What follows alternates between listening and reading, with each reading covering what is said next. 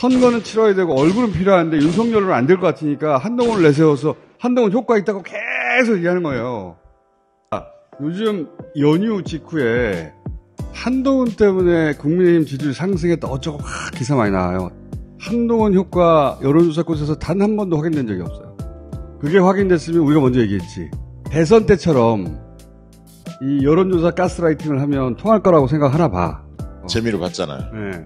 대선은 대선 후보 딱 한 사람 얼굴로 선거하는 거잖아요. 총선은 한동훈 얼굴 보고 투표하지 않아요. 총선은 정당 보고 후보를 봅니다.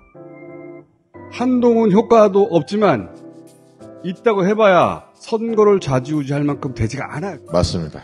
여론조사 곳에서는 이제 설 연휴나 정례조사는 건너뛰었고 총선 조사는 설 연휴 직전에 했기 때문에 그렇습니다. 지난주에 월, 화, 수, 목 두 개씩 총 4곳 조사를 했어요. 앞으로는 더 느릴 거예요. 총선 끝나면 통장이 텅텅 비게 될 것이다. 망할 거야 나! 4월 총선까지 우리가 하게 될 모든 조사 비용을 다 합쳐봤거든요. 얼마가 될 것 같아요? 10억입니다. 망해버릴 거야! 이번 주는 4곳을 냈는데 자, 첫 번째 양천갑. 국민의힘이 서울에서 해볼 만한 지역구가 몇 개 안 됩니다. 네. 여기 이제 목동이 있는 지역이에요. 그렇죠. 신정동하고 목동. 이 지역이 후보를 잘 내면 후보 힘으로 뒤집을 수 있다 생각하는 몇 안 되는 서울 지역구 중에 하나예요. 그래서 여기에 누가 나섰냐면 조수진, 정미경. 근데 조수진 의원 더 앞서 오니까 국민의힘 지지층에서도 앞서고요. 앞서요. 예. 그래서 붙여봤어요. 안 되네? 정당 지지도 격차보다 더 벌어지죠. 여기 한동훈 효과가 어디 있어? 지난주에 한 건데 선거는 치러야 되고 얼굴은 필요한데 윤석열은 안 될 것 같으니까 한동훈을 내세워서 한동훈 효과 있다고 계속 얘기하는 거예요. 사실은 민주당이 세게 때려야 할 게 경제 부분 계속 밀고 늘어져야 돼. 미친 물가, 경제 폭망. 진짜 체감했잖아요. 명절 때. 사과 하나 10,000원이야. 스위스에 사과 하나 얼마입니까? 스위스 교민이 오셔가지고 1프랑? 그게 정상 아니야? 막 1,000원 정도 하겠죠. 사과 한 알이 10,000원이 넘어. 이게 상상이 갑니까? 이게 윤석열 정부 실력이야. 근데 삼성전자가 보통 연말에 보너스 많이 주잖아요. 이번에 없었대요. 그래서 화성 동탄 지역에 자영업자들이 울상이에요. 부자 감세해서 삼성전자 오너들만 좋아졌고. 자 지역구 선거는 굉장히 어려운 선거예요. 사실은 한동훈이 뭐라고 여기 와서 영향을 미쳐. 한동훈이 여기 가서 죽지고 앉자고 한 달 내내 선거운동한다고 이 지역에서 이길 것 같아요? 못 이겨요. 못 이기죠. 한동훈 본인이 정청래 지역구 가서 한 달 내내 해도 못 이겨요. 한 지역구에서도 못 이기는데 어떻게 선거를 자기가 이끌어서 이겨. 안 되는 소리야. 한동훈 효과 같은 건 없으니까. 그런데 스트레스 받을 필요가 없어요. 그 다음에 충청 지역을 한번 짚어봤는데 대전 중구는 민주당 의원이 딱 한 번 당선됐어요. 황운하. 딱 한 번 당선된 곳입니다. 지난 대선 때도 진 지역입니다. 예. 지금도 여론조사에 보면 총선 전망도 져요. 두 사람이 국민의힘에서는 싸우고 있어요. 이은권 그리고 강영환 전 의원이죠. 예. 그리고 당협위원장이 유리합니다. 시당위원장이기도 하고. 붙여보면 강영환과는 한 6% 차이가 납니다. 이은권과는 0.1% 차이예요. 포털에 모처럼 여론조사 꽃이 앞에 딱 떴던데. 처음이야. 여기 진짜 어떻게 될지 몰라요. 네. 여기는 황운하 의원이었기 때문에 당선됐고 이거 상당히 고무적인 겁니다. 사실. 네. 이 지역에서는 인물론으로 이긴 거예요. 처음으로. 지금도 인물론으로 박빙무쇠를 유지하는 것이고 선거 마지막 한 1, 2주 사이에 결론 날 거라고 봐요.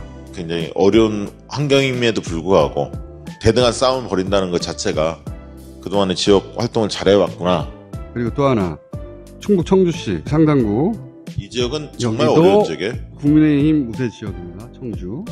서울로 치면 강남권에 해당되는 지역입니다. 총선 전망은 10%나 차이가 나요. 그리고 정우택 의원의 본거지 같은 곳이죠. 오선 의원이고 국회 네. 부의장도 했었죠. 노영민 전 비서실장이 도전한다. 지난 총선에서 졌어요. 그렇습니다. 원래 이 지역 출신 아닌데 옆 동네인데 네. 이쪽으로 왔는데 졌죠. 다시 출마했고 또 이강일 네, 지역위원장 전 지역위원장.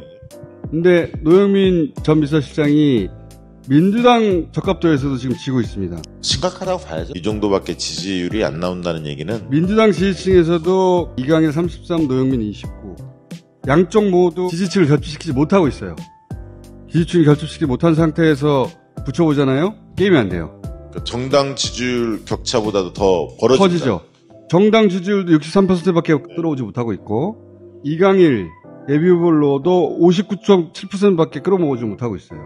신용한, 영입인재 15가 이쪽 지역에서 기반이 좀 있는 분이에요. 당내 적합도 조사를 했는데 이런 식으로 나왔다.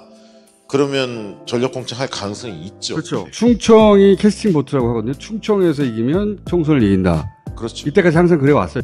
충북이 8개 선거군데 4개씩 좀 가지고 있습니다. 그리고 청주가 4개 선거군데 3개는 민주당, 하나는 국민의힘인데 국민의힘이 가지고 있는 지역이 바로 청주 상당입니다. 예. 충청이 그렇게 캐스팅 보트 역할을 하는 지역이라 네.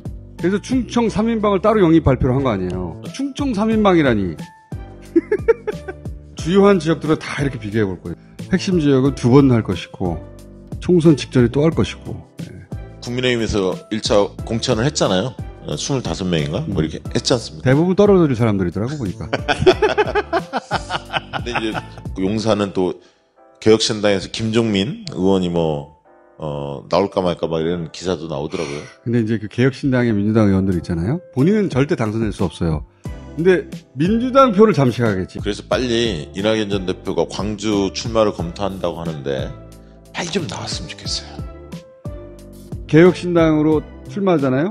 그러면 5% 10% 정도는 받을 수 있어요. 그렇죠. 5에서 10% 나온다고. 용산은 박빙이란 말이야. 박빙인데 5% 10%라도 깎아먹으면 그러면 민주당 후보가 낙선할 수 있죠. 그렇게 역적이 되면 다시는 돌아올 수 없거든요. 그게 예정된 길이에요. 그 예정된 길을 우리는 다 보이잖아. 근데 실제로 안 보여. 민주당 탈당파들 이런 사람들이 지역을 다니잖아요. 민주당 당원들의 지지자들이 욕을 퍼붓는데 당연하지. 그래서 못 다닌대요. 실제로 딱 나가는 순간. 근데 본인들은 왜 된다고 생각할까? 신기해. 선거 때가 되면 광인 모드가 되거든요. 악수하면 사람들이 열심히 하세요 이렇게 하면 다 자기 지지해 주는 줄 알잖아. 그 광인 상태에 돌입했기 때문에 그 사람들한테 무슨 말해도 귀 들어오지 않아요. 그래서 여론조사 꽃이 상당히 중요한 게 이제 그분들이 지역구를 정하면 우리가 또 3월달 열심히 돌려봐야 하는 거 아닙니까? 그분들 넣고 그래서 보여줘야 돼. 저는 그래서 더 개혁신당 후보들이 여론조사보다는 지지율이 낮아질 거다. 사표 방지 심리가 있어서 항상 그래 왔는데 그분들은 그게 와닿지 않는다는 거예요. 이 양반들이 하는 착각이 뭐냐면 이분들은 대부분 재선 3선 이상이거든요. 그 득표가 자기 득표인 줄 알아요. 그게 그 최후에 웃었던 게 이낙연 전 대표가 30석 이런 얘기 했잖아요. 아니 100석도 얘기했어. 안녕히 가세요.